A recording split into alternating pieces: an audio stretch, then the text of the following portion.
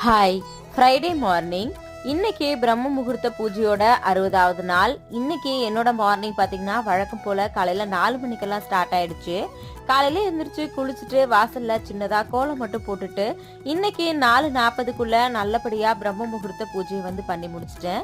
இன்னைக்கு பிரம்ம முகூர்த்த பூஜை பண்ணது என்னோட மனசுக்கு ரொம்பவே சந்தோஷமா இருந்துச்சு.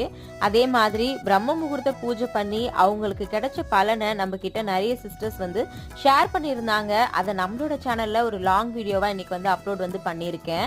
ஏன்னா இதை பார்த்து நிறைய பேர் பூஜை பண்ணிட்டு இருக்கவங்களுக்கு நமக்கும் நல்லது நடக்கும் அப்படின்ற ஒரு நம்பிக்கை கண்டிப்பா கிடைக்கும்.